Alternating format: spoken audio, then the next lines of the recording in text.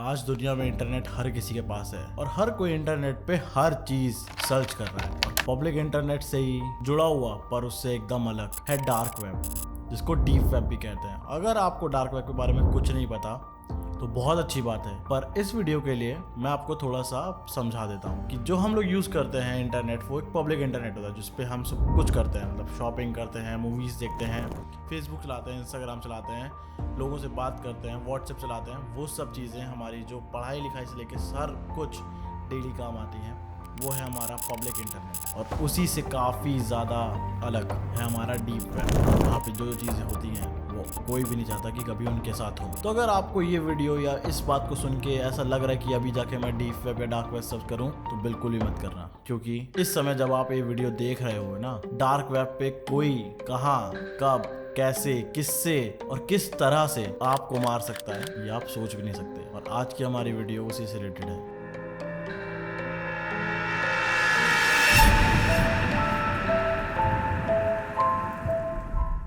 तो हालांकि normal internet की तरह डार्क वेब हमारे लिए उतना एक्सेसिबल नहीं है, और क्योंकि इसको यूएसए मिलिट्री ने बनाया था ताकि इस पे वो अपने सीक्रेट जितने भी हो सकते हैं उसको शेयर कर सके। पर आज की डेट पे डार्क वेब पे जितने ज़्यादा फायदे नहीं हैं, उससे कई ज़्यादा नुकसान है। और वहाँ पे वो हर एक चीज़ हो रही है जो आपने सोची भी नहीं होगी। और अगर आप वैसी चीज़ सोचते हो तो आई डोंट थिंक कि आप एक नॉर्मल इंसान की तरह लाइफ स्पेंड करते हो, या फिर आपका दिमाग एक नॉर्मल इंसान की तरह चलता है। तो बिना किसी की देरी के वीडियो को स्टार्ट करते हैं। पर उससे पहले, ये इतने सारे लोग चैनल पे वीडियो देखने आते हैं बट सब्सक्राइब नहीं करते, तो प्लीज सब्सक्राइब करो। और इससे आपका कुछ नहीं जाएगा, बट मुझे मोटिवेशन मिलेगी ऑफिस के बाद अपना काम छोड़ के ये वीडियोस बनाने का, और ऐसी वीडियोस को ढूंढ के लाने का, लिखने का, आपसे शेयर करने का। तो सब्सक्राइब करो और वीडियो को शुरू करते हैं। तो इस वीडियो में आगे जाके चीजें ऐसी होने वाली हैं जो कि एक नॉर्मल लाइट हार्टेड इंसान को शायद अच्छी ना लगे। तो डिस्क्लेमर यही है कि इस वीडियो को आप अभी छोड़ सकते हो। तो ये स्टोरी है यूके में रहने वाले एक लड़के एलेक्स की। वैसे तो एलेक्स बचपन से अपने पेरेंट्स के साथ रहता था और वो काफी ज्यादा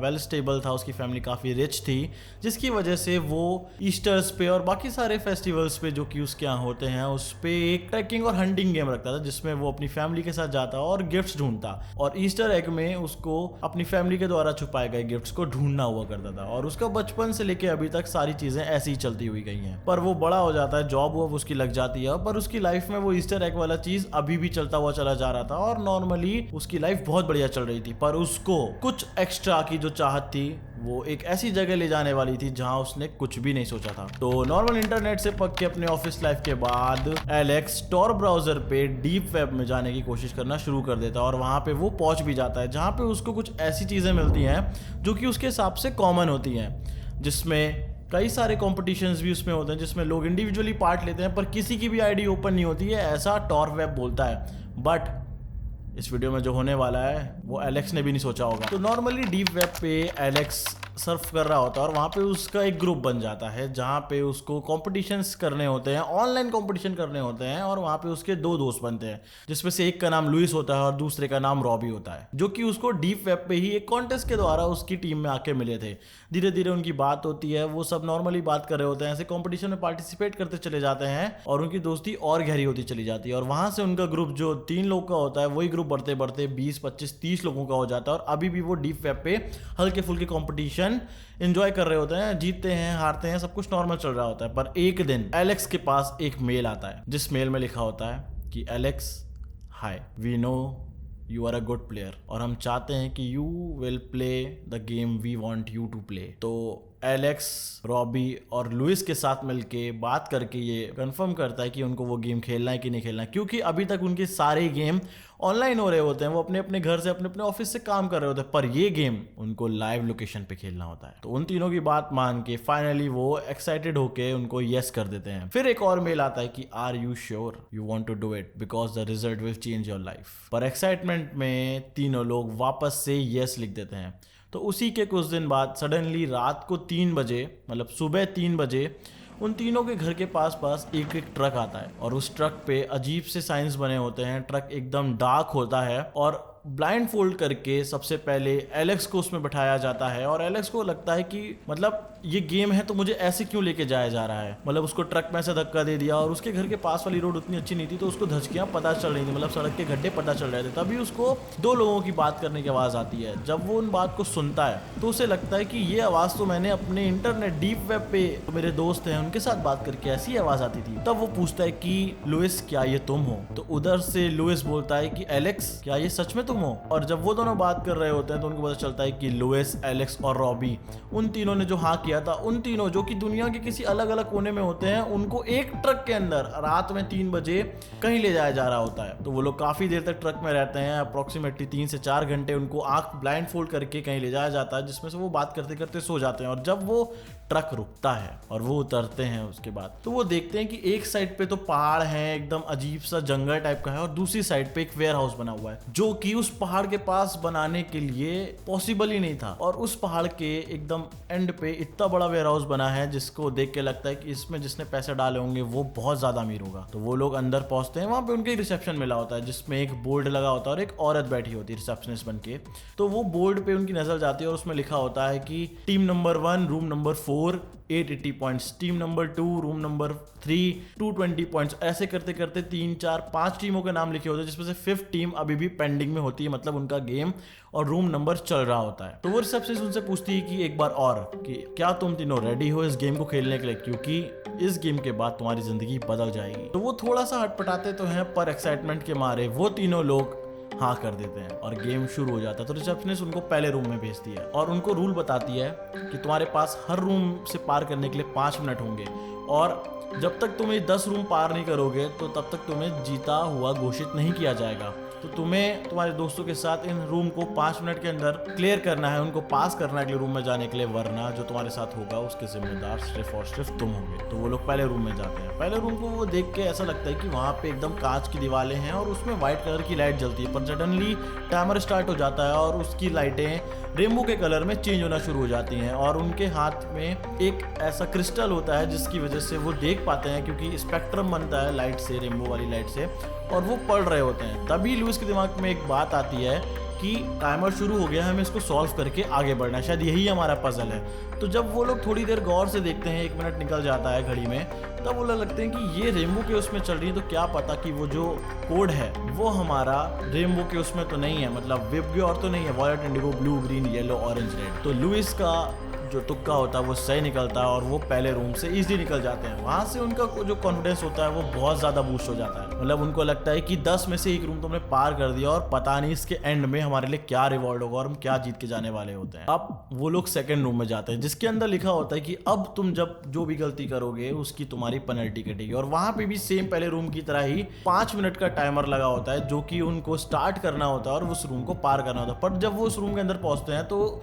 एकदम से उनके कानों में सीटी बजना शुरू हो जाती है और उनको महसूस होता है कि हम एकदम से लो प्रेशर एरिया में जाने लगे हैं और हमें हमारी बॉडी हैवी लगने लगी है। और वहां पे एक वॉल्व होता है जो टाइट होता चला जा रहा होता है, जिसकी वजह से उनको ऐसा लगता है कि हम किसी वैक्यूम रूम के अंदर आ गए हैं और टाइमर शुरू हो जाता है। तभी रॉबी देखता है कि दीवार पे कुछ अजीब सा लगा हुआ है, गीला गीला लाल लाल रंग का, और उनको लगता है कि शायद इन्होंने ऐसा असली दिखे, ऐसा डरे, इस वजह से लगाया है। तो उसको वो नजरअंदाज करके दूसरे रूम को सॉल्व करने लग जाते हैं, क्योंकि वो गैस चेंबर होता है और उसमें से जो लुइस होता है वो एक डीप सी डाइवर होता है। इस वजह से उसको पता होता है कि 5 मिनट के अंदर अगर ऐसा प्रेशर बढ़ता चला गया तो हमारे जो कान है वो ना सिर्फ फट जाएंगे बल्कि ये प्रेशर हमारी जान तक ले सकता है। और ये बात जान के एलेक्स घबरा जाता है और रॉबी उससे ज्यादा घबरा जाता है और वो लोग हड़बड़ी में क्लू ढूंढना शुरू करते हैं कि हम कैसे सॉल्व करें। तो वहां पे एक दीवार पे गियर्स होते हैं, मतलब कुछ ऐसे चीजें होती है, मशीन होती है और कुछ ऐसे पार्ट्स होते हैं जिनको अरेंज करके उन्हें वो वॉल्व खोलनी होती है। और देखते देखते देखते देखते 3 मिनट इन्हीं सब चीजों में निकल जाता है। उनके कान के प्रेशर अनबेरेबल हो जाते हैं, आवाज और ज्यादा तेज होती चली जा रही होती है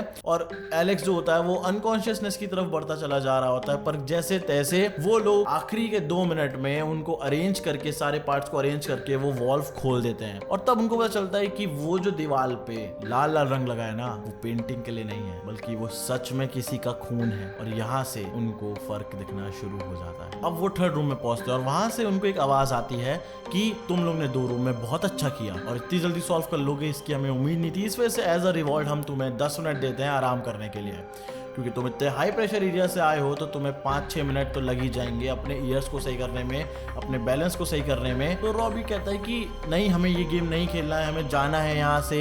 लुइस कहता है कि हमें भी यहाँ से कोई रास्ता निकालना होगा, ढूंढना होगा, जाना होगा यहाँ से। 10 मिनट के अंदर 5 मिनट हम ढूंढ के यहाँ से भाग जाते हैं या फिर कोई हमारी मदद करने तो आएगा।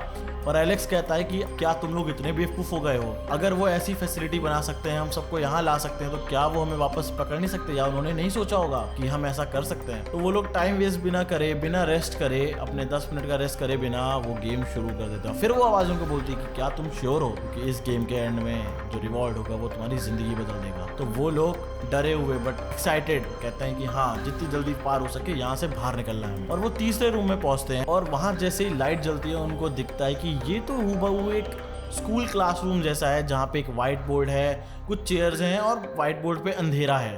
तो वो लोग स्विच ढूंढने की कोशिश करते हैं, पर स्विच ढूंढने से पहले वो 5 मिनट का टाइमर का जो बटन होता है ना, उसको ऑन कर देते हैं गलती से। तो 1 मिनट उनका स्विच ढूंढने में लग जाता है और जैसे ही लाइट जलती है उनको लगता है कि इस दीवार पे जो ब्लैक बोर्ड बना हुआ है उसमें कुछ वर्ड्स लिखे हुए हैं। तो वो लोग सोचते हैं क्या ये कोई पजल है या कुछ है। तभी जो रॉबी होता है वो काफ़ी अच्छा होता है पजल सॉल्विंग में, तो वो सोचता है कि इस पजल को मैं सॉल्व करता हूँ, कुछ ना कुछ तो इससे बनेगा, कोई वर्ड मिला के क्लासरूम से रिलेटेड कुछ तो होगा। तो काफ़ी देर कुछ ऐसे पजल्स को सॉल्व करते करते उसको पता चलता है कि ये जो वर्ड्स लिखे हैं, अगर हम इनको किसी सिमेट्री में अगर हम उनको ऐड करें तो इससे हम उस गेट को अनलॉक करने का पासवर्ड बना सकते हैं। तो क्योंकि वो एक स्कूल होता है और उस वर्ड में 8 से 9 वर्ड्स होते हैं, तो उसको मिला के वो एक कोड बनाते हैं और उस कोड से वो उस रूम को पार कर लेते हैं। और पहला, दूसरा, तीसरा रूम उनका इतनी आसानी से पार हो जाता है कि वो चौथे रूम के लिए एकदम ओवर कॉन्फिडेंट हो चुके होते हैं। और चौथे रूम में जब वो एंटर होते हैं तब उनको जो दिखता है वहां से उनकी तकलीफें और उनका कॉन्फिडेंस कब डर में बदल जाता है उनको पता नहीं चलता। तो चौथे रूम में उन्हें 2 स्विच दिखते हैं, जिसमें से एक स्विच में एक की लगी होती है पर दूसरे रूम में एक पासवर्ड होता है। तो उनको वो पासवर्ड सॉल्व करना होता है और इस बार उनके पास कोई बटन ऑन नहीं होता टाइमर ऑन करने का। जैसे ही वो उस रूम में एंटर करते हैं वो टाइमर ऑन हो जाता है और वहाँ पे उनको एक जनरेटर दिखता है और एक पानी से भरा हुआ एक टब दिखता है जिसमें दूसरी चाबी पड़ी होती है, पर उस जनरेटर की वजह से उस टब में करंट आ रहा होता है और उनको वो चीज़ें सॉल्व करनी होती हैं कि कैसे हम उस जनरेटर को बंद करें, एक राइट वायर काटें जिसकी वजह से वो जनरेटर बंद हो और उस पानी में से हम वो चाबी निकाल के दूसरे वाले लॉक को खोल सकें। और वो जनरेटर का वो तार ढूंढने में ही उनको 2 मिनट लग गए और जैसे ही 2 मिनट पूरे होते हैं उस कमरे की छत पे से कीलें और सीमेंट के भारी भारी ईंटें गिरना शुरू हो जाते हैं। पहले तो वो थोड़े थोड़े गिर रहे होते हैं पर हर 20-30 सेकंड बाद उनकी क्वांटिटी बढ़ने लगती है और तभी उनमें से एक कील सीधा रॉबी के कंधे में आके लगती है जिसकी वजह से उसको चोट लग जाती है। और वो जैसे ही खड़ा होता है तब तक 4 मिनट निकल जाते हैं और एकदम से जो पूरी छत है वो गिरना शुरू हो जाती है, कीलें गिरना शुरू हो जाती हैं और उसी में से एक जो सरिया का टुकड़ा होता है वो फिर से रॉबी की छाती में घुसता है जिसकी वजह से वो शॉक की वजह से वहीं पे गिर पड़ता है। पर तब तक जनरेटर का तार एलेक्स काट चुका होता है जिसमें से लुइस तुरंत चाबी निकाल के वो डोर लॉक अनलॉक करता है।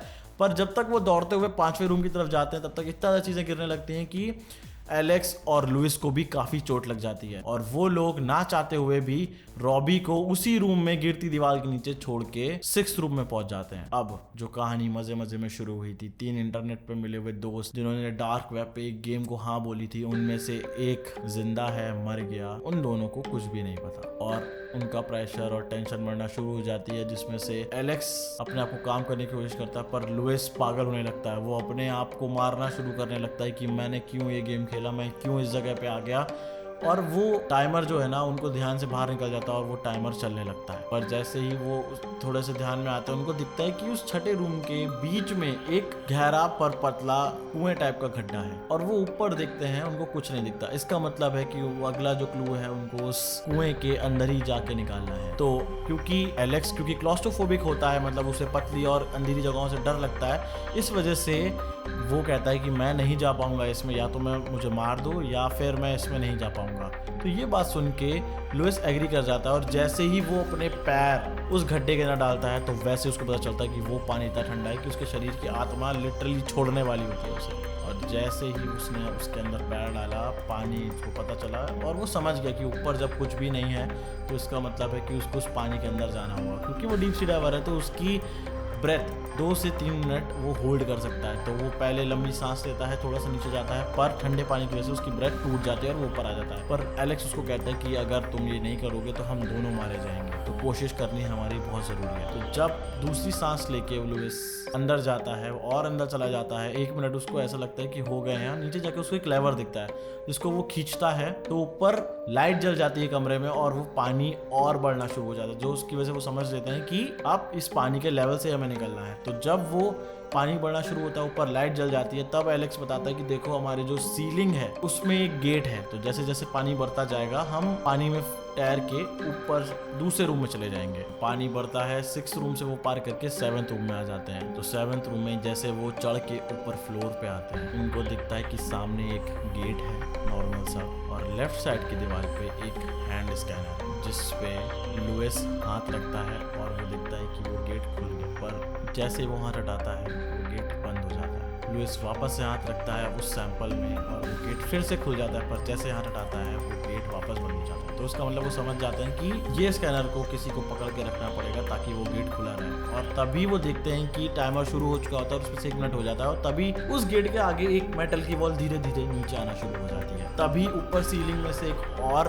पार्ट खुलता है और उसमें से एक चीज नीचे गिरती है। तो जब एलेक्स जाके वो देखता है तो उसको पता चलता है वो किसी आदमी का कटा हुआ लेफ्ट हैंड है, और वो समझ जाते हैं कि उन्हें क्या करना है। तो वो उस हाथ को उठा के उस पजल में लगाते हैं, उस स्कैनर में लगाते हैं, पर वो गेट नहीं खुलता। पर जब वो वापस से लुइस का हाथ लगाते हैं वो गेट खुल जाता है, और 2 मिनट होने के बाद वो दीवार और नीचे हो जाती है। तभी ऊपर से एक एक्स गिरती है, और मुझे नहीं पता ये सुनते हुए आपको कैसा लग रहा है, पर मुझे लिटरली जब मैं स्टोरी पढ़ रहा था ना तो मेरी हालत खराब हो गई थी इसके बाद स्टोरी पढ़ने में। ऊपर से एक एक्स गिरती है, एक हाथ गिरता है, और वो समझ जाते हैं कि वो स्कैनर पे जब तक लुइस का हाथ नहीं लगा रहेगा तब तक वो गेट नहीं खुलेगा। तब लुइस उससे कहता है कि एलेक्स, हम समझ गए हमें क्या करना है, तुम कुल्हाड़ी लेके आओ और मैं लेट जाता हूँ और तुम शुरू करो। और वो अपनी बेल्ट अपने हाथ पे बांध लेता है जिसकी वजह से उसका खून उतना ज़्यादा ना बहे, और फर्श पे लेट जाता है।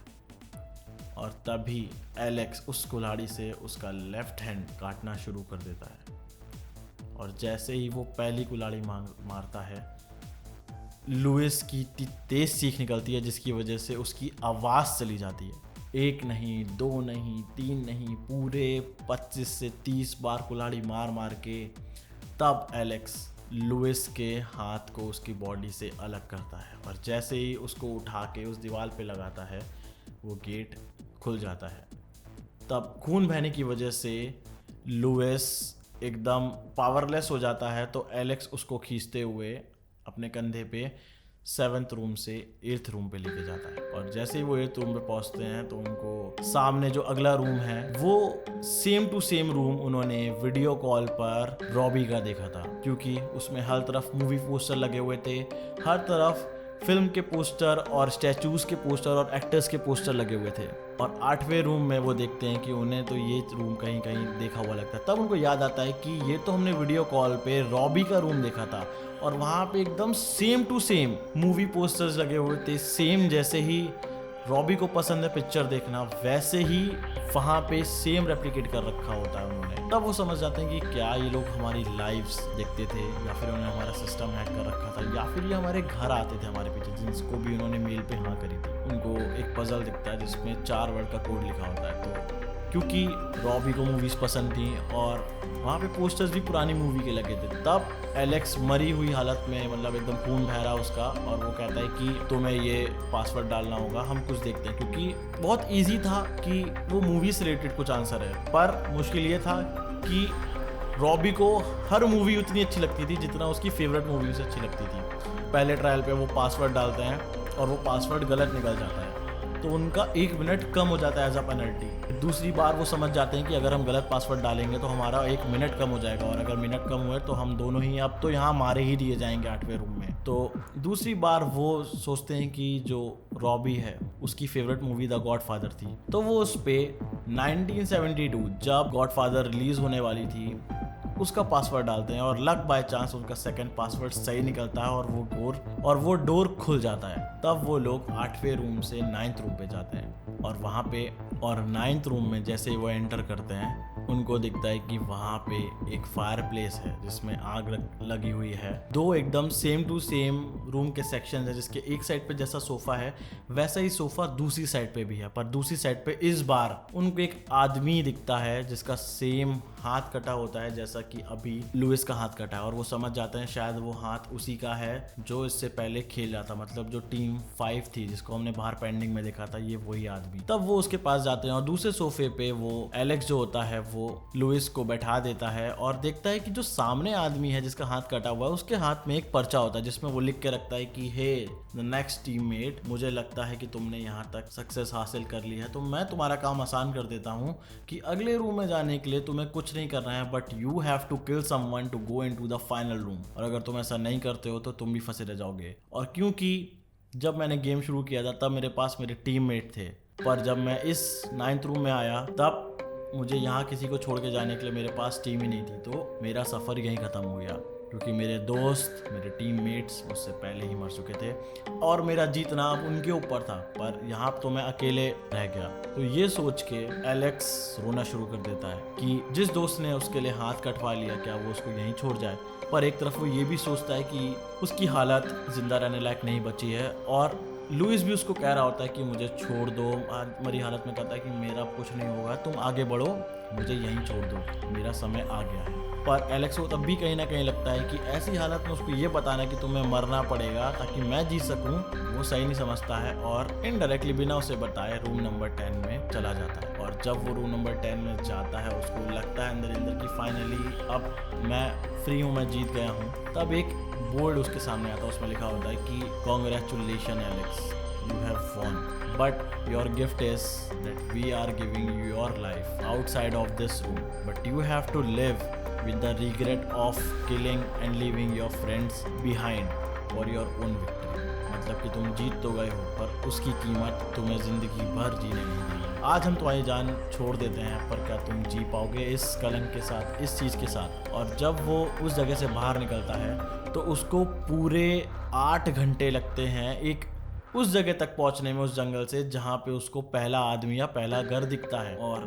जब वो वहां जाके पुलिस को बताता है ऐसे ऐसा हुआ उसके साथ, और पुलिस उसके साथ वापस से 4 घंटे लगा के उस जगह पे जाती, तब वो देखता है कि उस पहाड़ के पास, उस जंगल के पास वो पूरी फैसिलिटी एकदम साफ हो चुकी होती है इन 4 घंटों में, और वहां पे बचा क्या होता है एकदम टूटा फूटा वेयर हाउस। तो कोई भी उसकी इस बात पे भरोसा नहीं करता है, और उस दिन के बाद से एलेक्स कभी दोबारा डीप वेब पे वापस नहीं गया, ना उसका अकाउंट कभी एक्टिवेट हुआ, ना उसके द्वारा कोई कॉन्टेस्ट में पार्ट लिया गया, और ना ही वो आज कहाँ पे है किसी को भी पता है। तो अगर आपको लगता है कि ये वीडियो आपने यहाँ तक देखी और आप डीप वेब पे जाओगे, सर्च करोगे, टॉर ब्राउज़र डाउनलोड करके कुछ भी कर लोगे, तो मैं आपसे यही कहना चाहता हूँ कि don't do it, because who knows कि डीप वेब पे क्या हो रखा है। और अगर आपको हमारी ये डीप वेब वाली नई सीरीज़ पसंद आई है तो लाइक करो और कमेंट करो। अगर इस पे 20 लाइक आ जाते हैं या फिर मेरे को इतना ऐसा रिस्पांस मिल जाता है कि ये वीडियो चल रही है, तो I will definitely make more videos on this. और तब तक ट्रू क्राइम डॉक्यूमेंट्री देखने के लिए चैनल को जाकर चेक करो। Stay safe, don't do such things, don't do such shit, keep your self happy, keep your loved one safe and happy. जय हिंद, जय भारत, मिलते हैं अगली वीडियो में।